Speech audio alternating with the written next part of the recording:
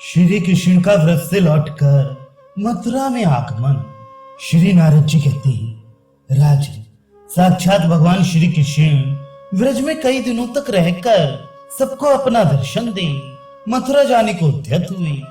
9 नंदों, 9 उपनंदों, 6 वृषभानुओं तथा वृषभानुवर और ब्रजेश्वर नंदराज से मिलकर कलावती, यशोदा, अन्यान्य गोपियों तथा गौओं के गणों से भी भेंट करके आश्वासन और ज्ञान दी। सबसे विदा लेकर माधव चंचल अश्वों से जुते हुए अपने दिव्य रथ पर आरूढ़ हो मथुरा जाने की इच्छा से नंदगांव से बाहर निकले। उनके पीछे पीछे समस्त मोहित व्रजवासी बहुत दूर तक गए। वे माधव के अत्यंत कष्टमय विरह को सह नहीं सके, जिन्हें भूमंडल पर कभी एक बार भी श्री विष्णु का दर्शन हुआ हो, उन्हें भी उनका विरह दुस्सह हो जाता है। फिर जिन्हें प्रतिदिन उनका दर्शन होता रहा हो, उनको उनके विरह से कितना दुख होता होगा, इसका वर्णन कैसे किया जा सकता है। नरेश अपलक नेत्रों से श्रीधर के मुंह की ओर देखते हुए समस्त व्रजवासी गोप स्नेह संबंध के कारण प्रेम विवल हो उनसे बोली। गोपों ने कहा, श्री कृष्ण, तुम फिर जल्दी आना और हम समस्त व्रजवासियों की रक्षा करना। जैसे पूर्व काल में तुमने देवताओं को अमृत प्रदान किया था, उसी प्रकार अब हमें अपने दर्शन की सुधा का पान कराते रहना। देव, केवल तुम ही सदा यशोदा के आनंददायक हो।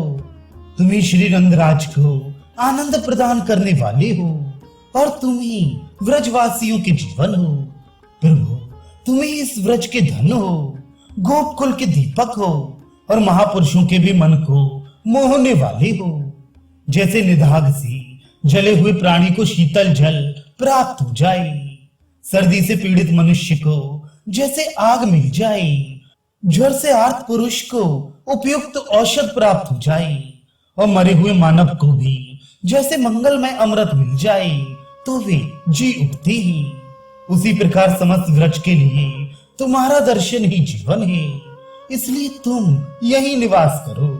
इस विषय में बहुत कहने से क्या लाभ है। हमारे इस जन्म अथवा पूर्व जन्म में जो कुछ भी पुण्य हुआ हो, उसके फलस्वरूप हमारा चित्त सदा तुम्हारे चरणार बिंदु में लगा रहे। जिनका चित्त तुम्हारे चरण कमल में लगा हुआ है, वे भक्त जन तुम्हें सदा ही प्रिय हैं। तुम प्रकृति से परे निर्गुण हो, तथापि अपने भक्तों के लिए सगुण हो जाते हो। तुम्हें अपने भक्त से अधिक प्रिय शिव, ब्रह्मा और लक्ष्मी भी नहीं है। जो ब्रह्म पद आदि की अभिलाषा को छोड़कर तुम भगवान का निष्काम भाव से भजन करते ही, वे युक्ति चित्त पुरुष ही शांत एवं निरपेक्ष सुख का अनुभव करते हैं। श्री नारद जी कहते हैं, राजन, यूं कहकर वे सब गोप प्रेम से विवल हो श्री कृष्ण के देखते देखते आनंद के आंसू बहाते हुए रोने लगे। भक्त वत्सल भगवान श्री कृष्ण के मुख पर भी अश्रु की धारा बह चली। वे प्रसन्न चेता परमेश्वर उन विरह विवल गोपों से बोले। श्री भगवान ने कहा, व्रजवासियों, तुम सब मेरे प्राण हो और मेरे परम प्रिय हो। मेरा हृदय तुम लोगों में ही स्थित है, केवल शरीर अन्यत्र दिखाई देता है। मैं प्रतिमास तुम सबको देखने और दर्शन देने के लिए आऊंगा, यह वचन देता हूँ। मन से मैं दूर नहीं हूँ, मन ही सबका कारण है। हे गोपगण, यादवों से युद्ध करने के लिए जरासंध आया है, अतः यदुवंशियों की सहायता के लिए मैं जाता हूँ। तुम्हें शोक नहीं होना चाहिए। श्री नारद जी कहते हैं, राजन, इस प्रकार उन सब गोपों को बार बार आश्वासन दे।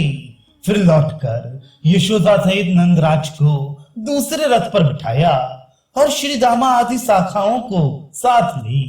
उद्धव सहित रथ पर आरूढ़ हो वे सर्व कारण भगवान मथुरा को गए। वीर, जब तक रथ उसमें जुटे हुए 100 वेगशाली घोड़े और फहराती पताका से युक्त तिरंगा ध्वज तथा उड़ती हुई धूल दिखाई देती रही, तब तक अन्य व्रजवासी वहीं खड़े रहे। फिर वे अपने घर को लौट गए। श्री कृष्ण चंद्र का ये परम उत्तम विचित्र चरित्र मनुष्यों के महान पापों को हर लेने वाला है। जो भक्त प्रभा पृथ्वी पर इस चरित्र को सुनता है वह उत्तमोत्तम गोलोक धाम में जाता है।